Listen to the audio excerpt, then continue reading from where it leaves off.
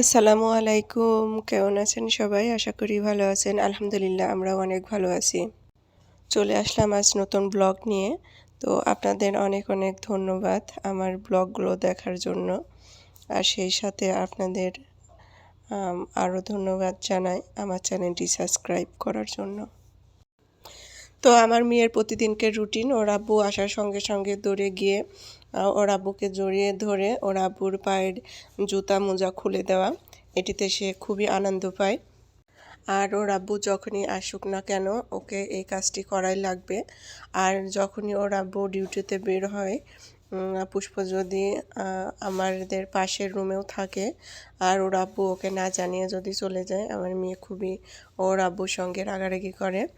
আর ওকে ওর আব্বু যখন রুমে থেকে বের হয় ডিউটির জন্য তখন ওর আব্বুকে জড়িয়ে ধরে চুমু খাওয়া ওর একটি ডিউটি। এই দুটিতে আমার মেয়ে খুবই আনন্দ পায়। আর ওর আব্বুকে সবসময়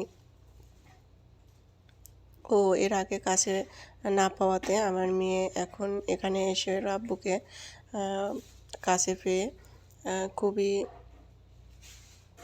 তার দিনগুলো ভালো কাটছে। আর যেহেতু আমরাও আর বেশি দিন এখানে নেই তো এখনই আমার মেয়ে বাড়িতে চলে যাবে এই ভেবে মনটা খারাপ করে রাখে। বাড়িতে বিশেষ করে দেশে যাওয়া লাগবে আমার মেয়ের পড়াশোনার জন্য। অনেকটা মাস কেটে গেছে এখানে পড়াশোনা তেমন একটি ভালো এখানে করতে পারছে না। আর ভালো পড়াশোনা করতে পারছে না বিধায় আমাদের দেশে পাঠিয়ে দিচ্ছে। আর যদি এখানে তেমনটি খুবই সহজ কোনো ব্যবস্থা থাকতো পড়াশোনার বিষয়ে তাহলে হয়তোবা এখানে আমরা বেশ কিছুদিন থেকে যেতাম। যেহেতু আমার মেয়ে পড়াশোনার এখানে দেখার তেমন একটি কেউ নেই। দেশে থেকে আসার আগে আমি অন্য কিছু ভেবেছিলাম।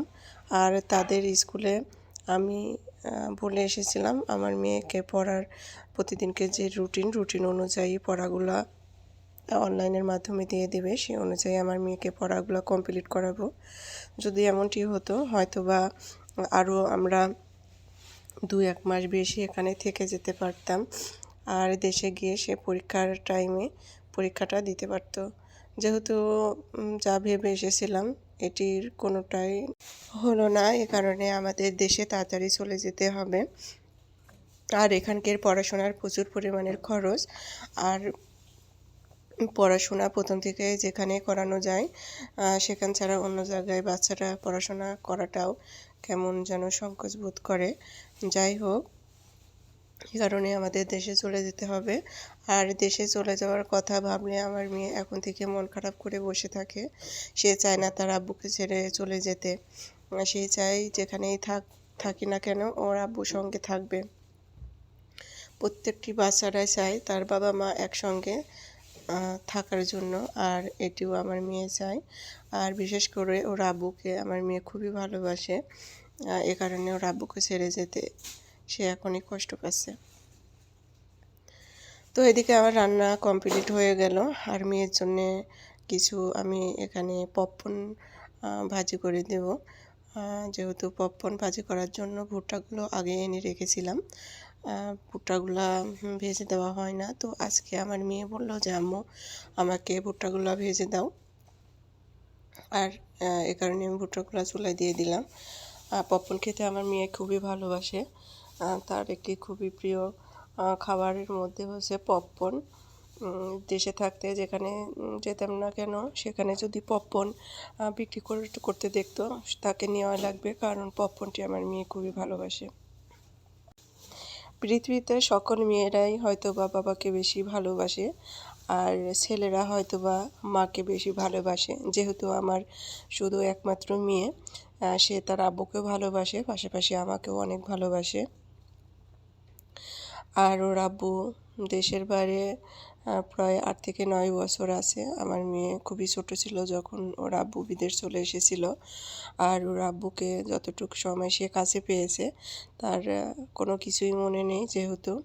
আর বুড়ো হওয়ার পরে ওর আব্বুকে একবার কাছে পেয়েছিল ও যখন 3 বছর আগে ছুটিতে গিয়েছিল 4 মাসের জন্য। সেই 4 মাসে তাকে কাছে পেয়েছে। আর এবার আমরা বিদেশে আসার পরে ওর আব্বুকে কাছে পেয়েছে। এ কারণে ওর আব্বুকে আর কাজ আ ছাড়া হতে দেবে না। এটাই বলে। আর বিদেশে থাকাটা খুবই একটি রাফ ব্যাপার, যেহেতু এখানে বাসা ভাড়া প্রচুর পরিমাণে। এখানে আমরা যে বাসাতে থাকি এই বাসা ভাড়া সৌদি আরবের ১৬০০ রিয়াল।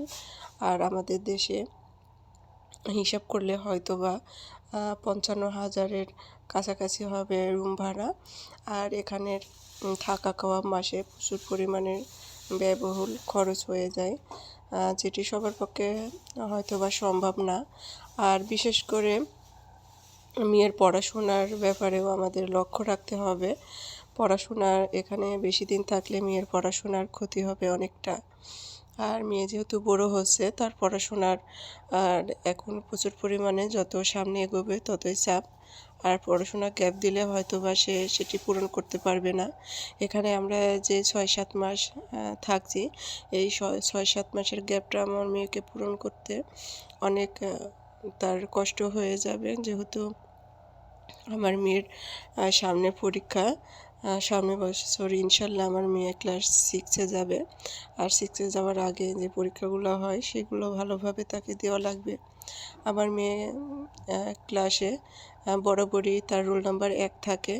জানি না এবার কি হবে, কারণ পড়াশোনাটা তার অনেকটা পিছিয়ে গেছে।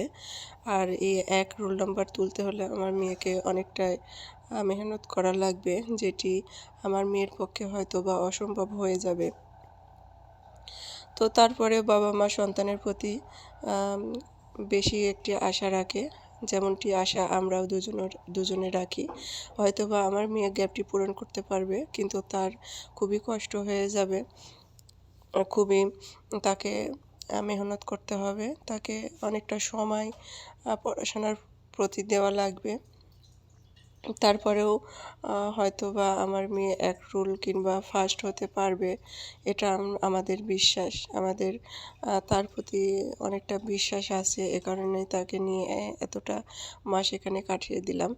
আর সে অনলাইনেও পড়াশোনা করে মোবাইলে। এখনকার যুগে মোবাইলের মাধ্যমে প্রত্যেকটা সাবজেক্ট, প্রত্যেকটা অধ্যায় সমাধান সহকারে অনলাইনে পাওয়া যায়। সে অনলাইনের মাধ্যমে আমার মেয়ে পড়াশোনা চালিয়ে যাচ্ছে। যতটুক পরিমাণের পারে সে পড়াশোনা এগিয়ে নিয়ে যাচ্ছে। আর বিশেষ করে বাড়িতে যেভাবে তার গাইড হতো পড়াশোনার, প্রাইভেট স্কুল, এতটা গাইড হয়তোবা এখানে সে পাচ্ছে না, কারণ ওর আব্বু তেমনটি আর সময় তাকে দিতে পারে না। আমি যতটুক চেষ্টা করি ওকে সময় দেওয়ার জন্য।